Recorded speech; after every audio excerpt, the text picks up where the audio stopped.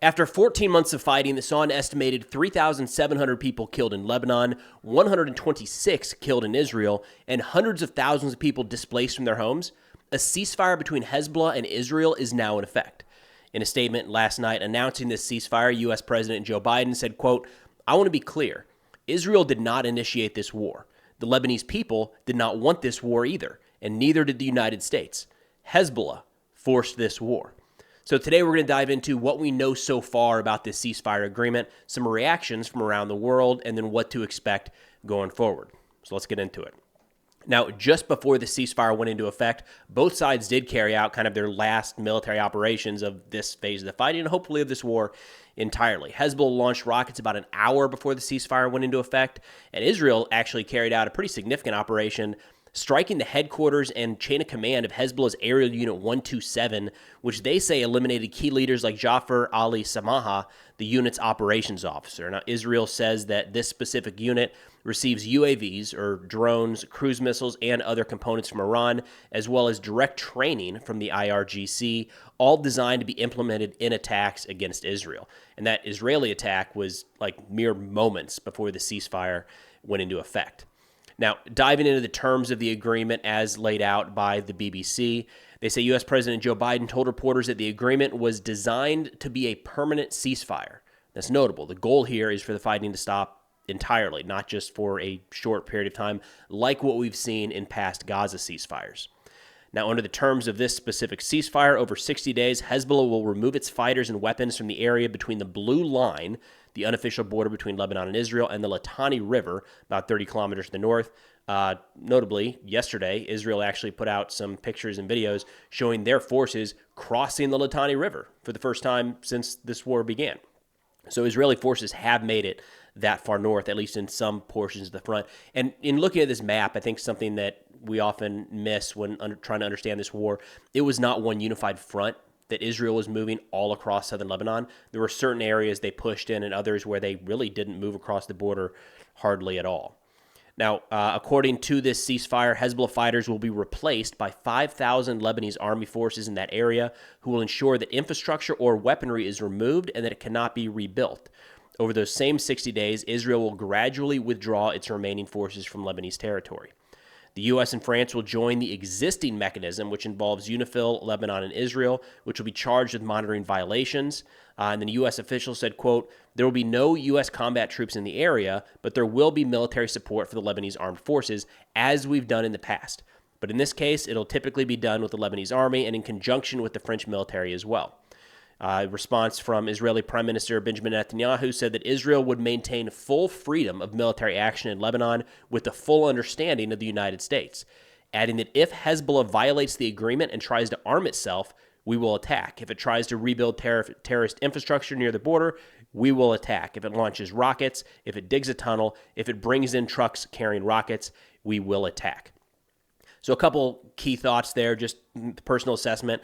I'm not super confident in the Lebanese army's ability to, force Hezbollah out. Well, Hezbollah's out at this point, so keeping them out is a serious ask, and we'll see how that actually works out. But it's something, and at this point, it looks like this is kind of a new way to put into effect UN Resolution 1701, which was supposed to be enforced already.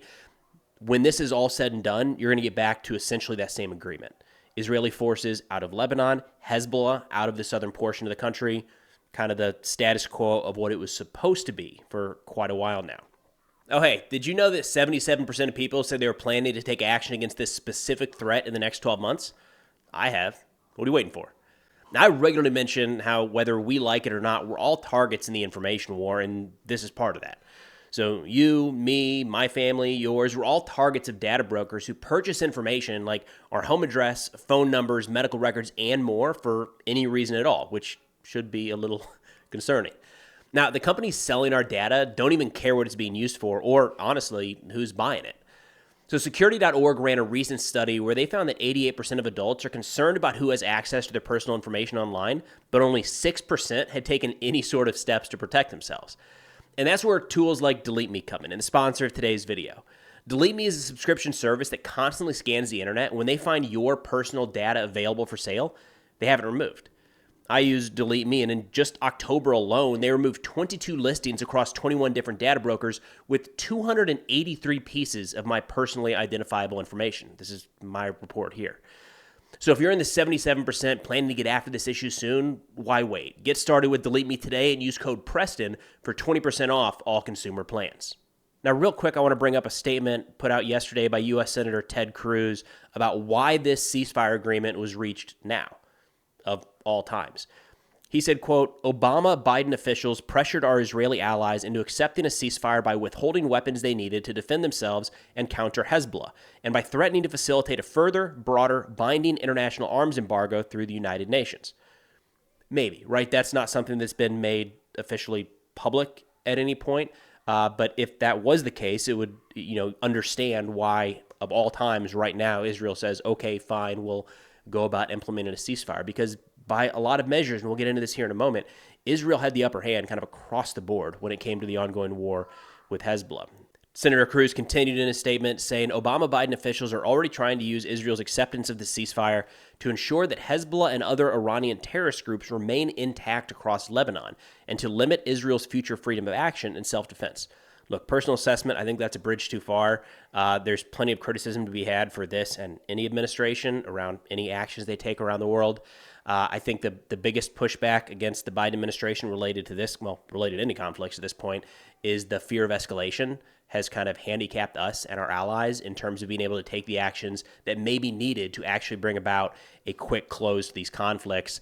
I personally think it's maybe a bit much to say that the goal of any U.S. administration is to ensure the survival of Iranian terrorist proxy groups. But either way, I thought that was worth bringing up. Now, I think it's worth spending a minute or two looking at kind of key war aims here and how this is being presented, because this is being spun in a lot of different ways right now, and more on that here in a minute. But when we look at Hezbollah, the primary reason that they kicked off this wave of violence on October 8th, the day after the October 7th Hamas massacre, the reason Hezbollah entered this fight at all was to support Hamas in Gaza. In fact, over the course of the last year, their leader, previous leader, before he was killed, Hassan Nasrallah, regularly in his statement said there will never be a ceasefire between Israel and Hezbollah until there is a ceasefire in Gaza.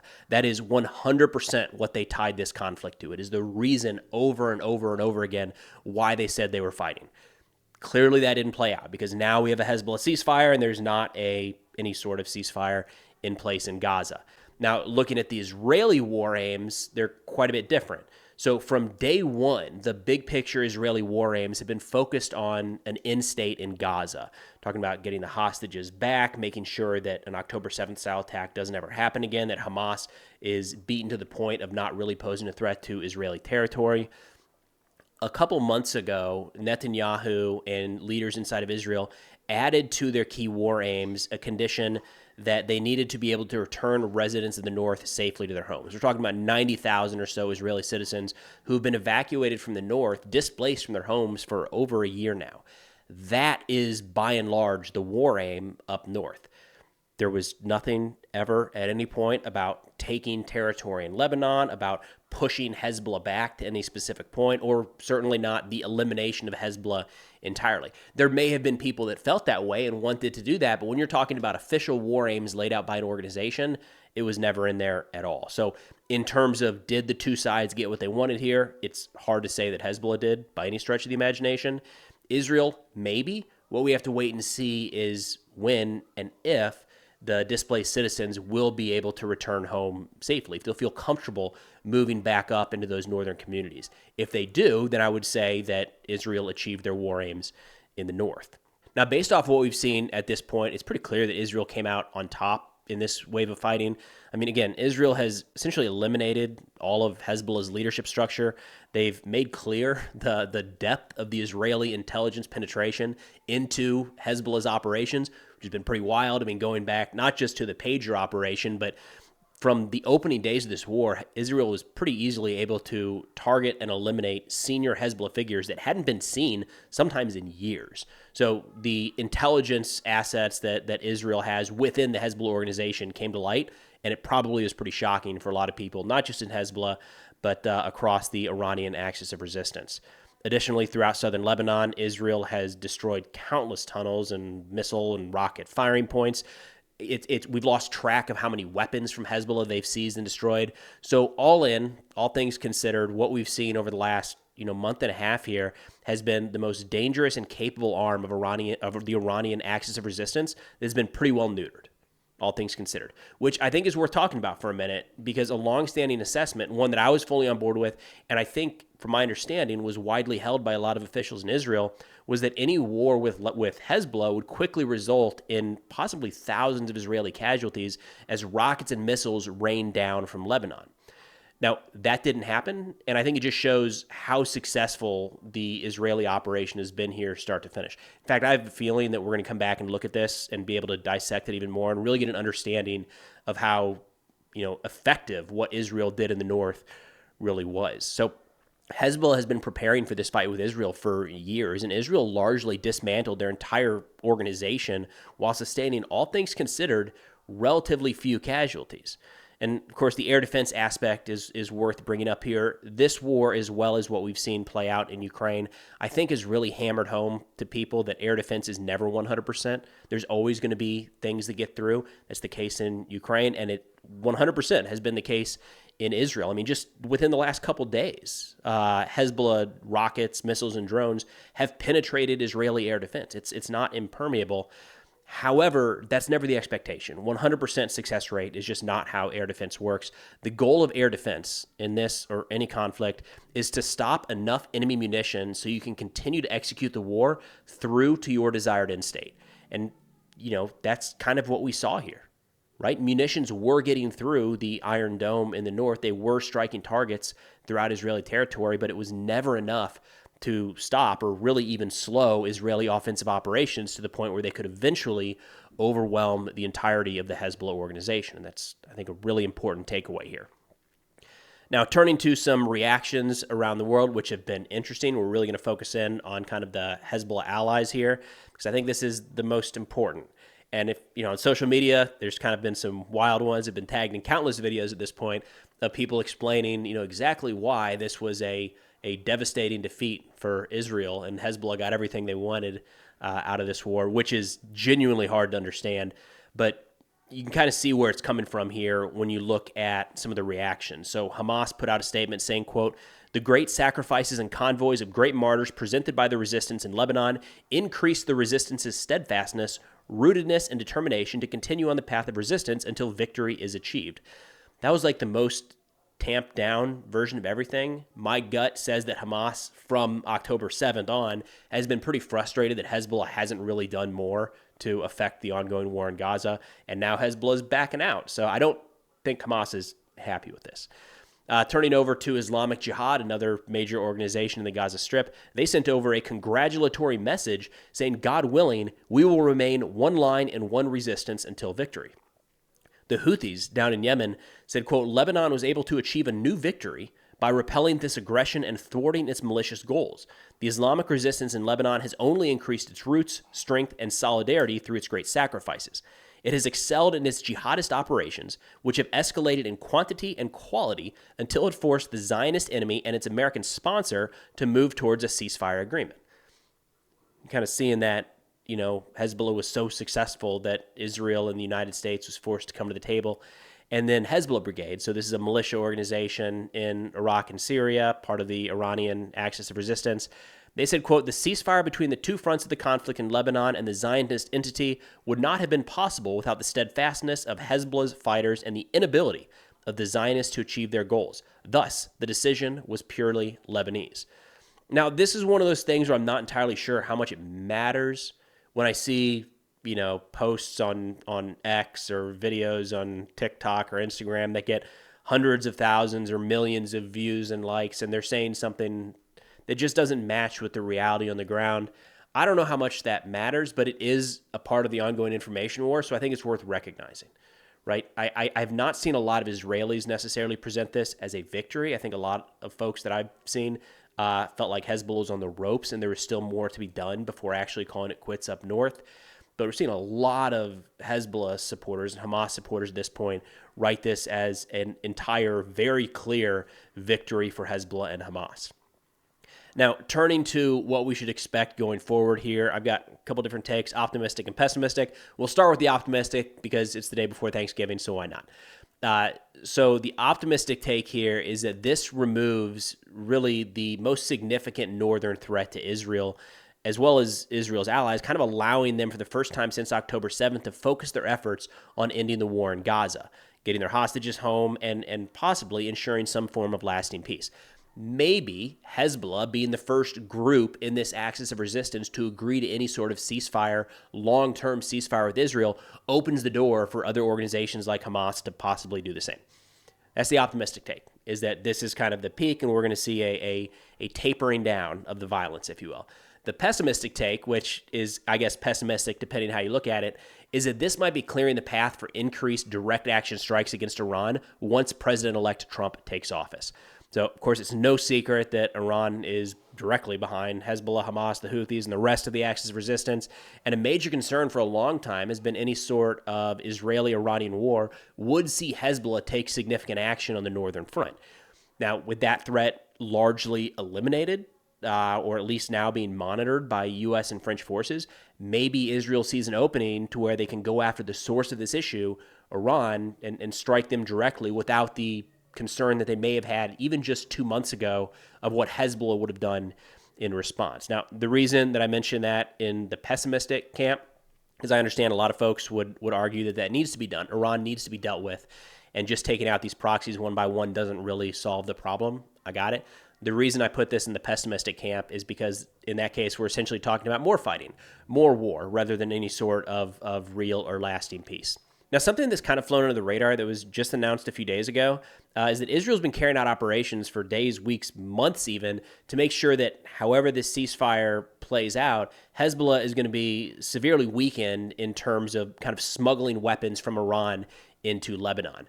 So we have known for a long time, again, it's no secret that Iran has used, just look at a map, right? Iran has clearly used Syria as a smuggling route to bring weapons into Lebanon for use against Israel. And just a couple days ago, Israel made public for the first time the fact that they've been conducting operations for quite a while now against these smuggling routes, not just in Lebanon, but also in Syria.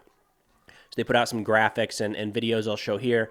They say the smuggling route is overseen and used by Iran to arm Hezbollah, with the tacit cooperation of the Syrian authorities. Senior officials in Syria assist the weapon smuggling efforts using two main methods: storing weapons prior to their transfer to Lebanon in Syrian military warehouses, and facilitating transfers through internal crossings within Syria that are managed by the Syrian Military Security Unit.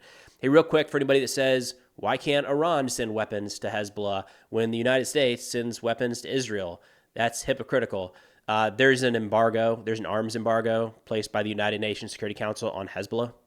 So it's illegal for anybody, any country around the world to send Hezbollah weapons. So that is probably what I'd point to. You don't even have to go to the designated terrorist organization because it's not that many countries. Just go to the UN Security Council.